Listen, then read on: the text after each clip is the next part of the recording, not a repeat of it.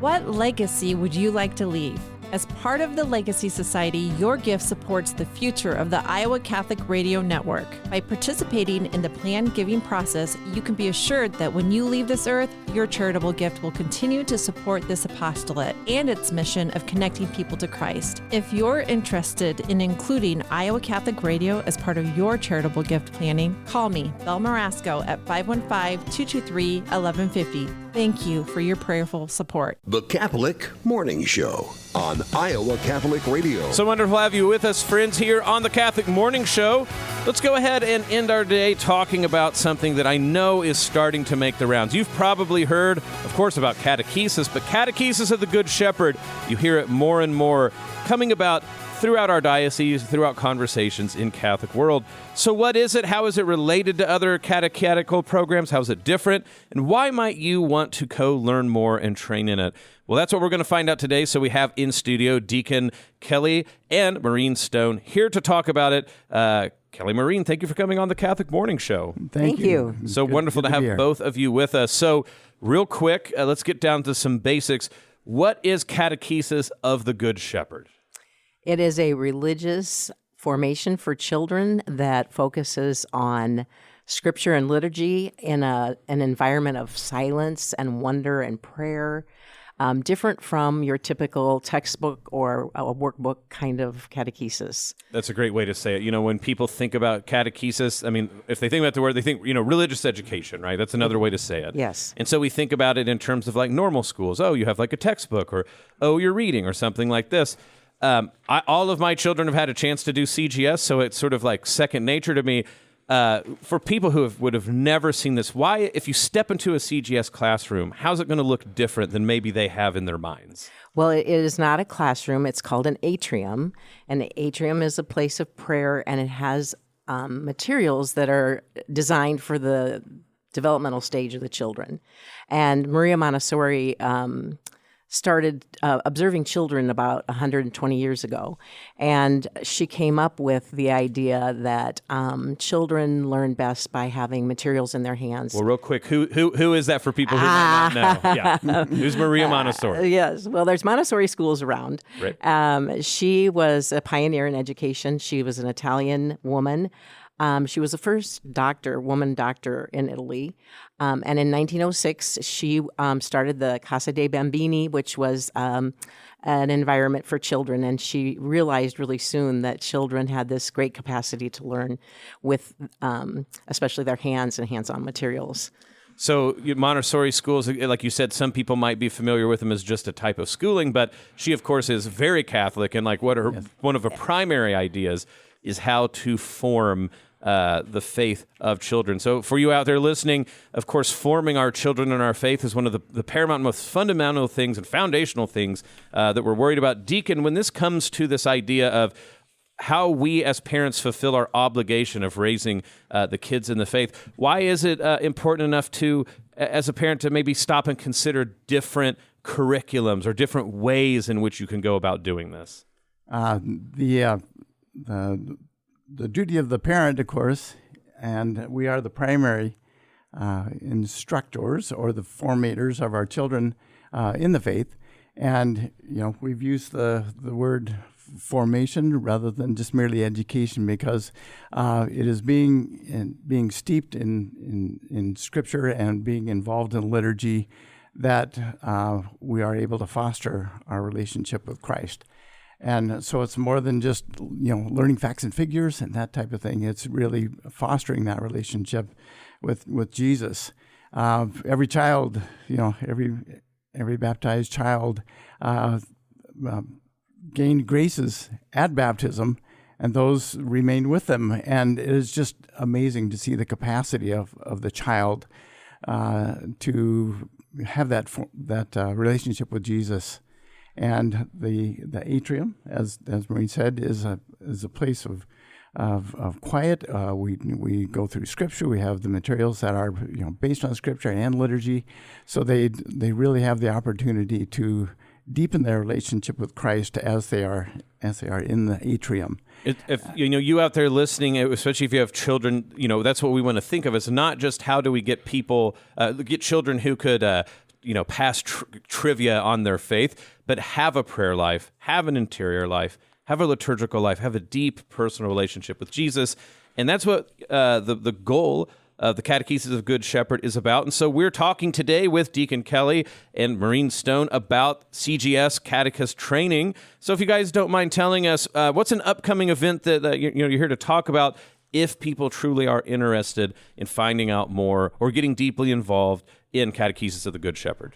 Well, about 20 years ago, we formed an association called the Shepherd Staff. And the mission of the Shepherd Staff was to help support the formations that we bring in a formation leader and actually spend 90 hours kind of in a retreat environment to train people to do this method, this approach. It's not really a method. And in Iowa pretty soon, starting about this fall, we'll have about 5 level 1 Catechesis of the Good Shepherd trainings going in Iowa, which is just really exciting. It used to be, 2 or 3 years between the formations, and there was one a year or one every 2 or 3 years. So we have one coming at St. John the Apostle, where Kelly is deacon, and we're parishioners there. It is starting September 11th. We will have like a long weekend, a Friday night, a Saturday, Sunday in September, October, November, and then we're taking December off. And then we'll have another, Friday, Saturday, Sunday, one in January, one in February, and that will get the 90 hours to be either an assistant in an atrium or a catechist if you have that. Most people like to have a year or two of assisting and getting their feet wet in there a little bit. But the children are the ones who teach us. I mean, we proclaim the scriptures to them, but part of the formation is to learn to observe the children and to listen to the children. And parents can learn so much, even if they're not going to become a catechist, they can learn ways to be respectful of their children's sensitivity to being in the religious life in the home. There's a story about a little boy whose mother didn't really pay much attention to him. He was 3, but he was the youngest of 4, and she was doing prayer at night with her husband, and they would kind of do it the style that she learned in Catechesis of the Good Shepherd. And one night, as they were going to bed, she said to him, "The Good Shepherd loves you and calls you by name." And he says, "No, he doesn't." And she was kind of stunned. He's 3, and she didn't really direct any of the training or the scriptures towards him. She let him kind of fool around. She didn't even think he was listening. And then she paused a minute, and he goes, "He calls me Joy." And his name was Mark.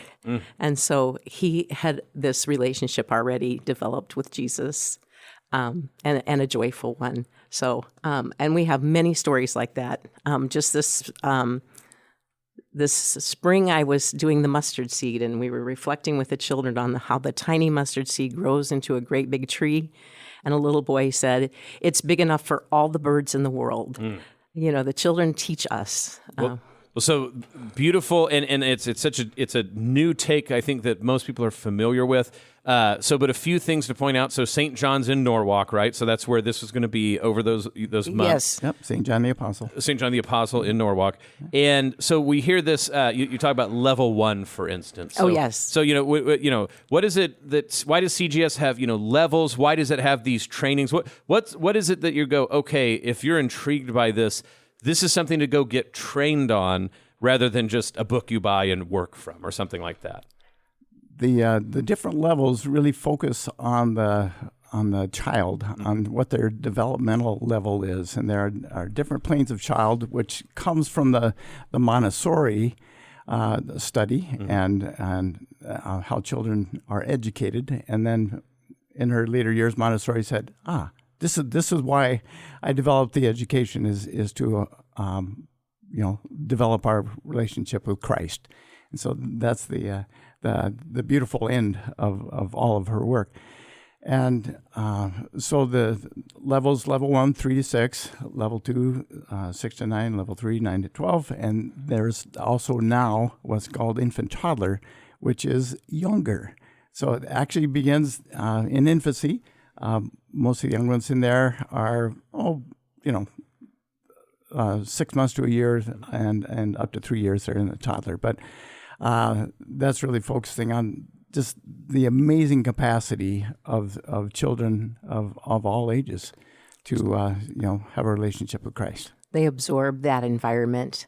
And I worked in a toddler atrium for a while, and a little boy that was toddling, he wasn't even quite one, toddled up to the Good Shepherd work, and he kept looking at it. And I finally just held up the two-dimensional figure of the Good Shepherd, and I just said, the Good Shepherd, and he looked up and he said, God.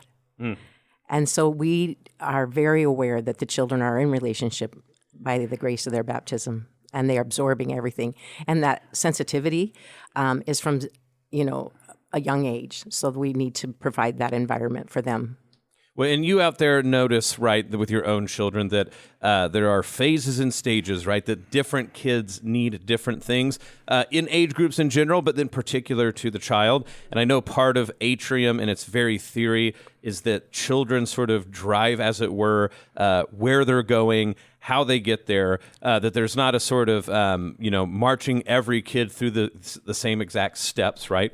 Because, like you said, like they lead so much of where this goes. So with that being the case, we're talking about the Catechesis of the Good Shepherd and an upcoming training at St. John the Apostle in Norwalk. We have Deacon Kelly and Maureen Stone. Before we let you guys go, because we're getting here at the end, what are some of the details that if they want to find out more or how they contact you if they are interested in taking part of this training? For this formation, you can either contact the office at St. John the Apostle, or you can contact us directly, Maureen and Kelly Stone. Our email, kelandmo, nice, short for Kelly and Maureen, so kelandmo@gmail.com. And for this formation, the reason we're hosting at St. John the Apostle, we are really trying to build Catechesis of the Good Shepherd course in the entire area, but especially for the Norwalk Deanery. And Father Dan Kirby is very supportive. He's the dean of the Norwalk Deanery, you might suspect. And he's our pastor. And I want to say a plug for people to take the training, and I'm doing that in quotes, even if they aren't expected to work with children right away, because it is a formation, and it's where I heard my call to the diaconate. I was in the formation, and it was such a reflective, it was very much a retreat experience. So the graces that pour upon the adults that go through this are wonderful. And if you get a chance to work in an atrium, be even an assistant atrium, you can pass that along with the children. And the children are such a joy. Oh my! Yeah. So, Maureen, you are the formation assistant. Real quick, the formation leader. Who is that? That's Ginger Peterson. She is a good friend, and she has been a formation leader for many years. She is a trained Montessorian, and she has started School of Mary Montessori, a co-op here in the Des Moines area. I had the joy of being an assistant in that school for about 4 years. And Ginger is an amazing person and a fabulous formation leader. Absolutely wonderful. Folks, if you want to find out more about tuition, especially you got a special deal for parishioners, St. John the Apostle, all of that. The deadline for the scholarship applications and things like this is August 25th. More information can be found out, like you said, by calling St. John Norwalk or emailing you all directly, KELANDMO, kelandmo @gmail.com. This has been so fantastic to get people to know about this. Deacon Kelly and Maureen Stone for Catechesis of the Good Shepherd, thank you for coming on the Catholic Morning Show. Thanks, Bo. Listen to the Catholic Morning Show weekdays at 7 a.m. Central on the Iowa Catholic Radio Network, iowacatholicradio.com, or the Iowa Catholic Radio app.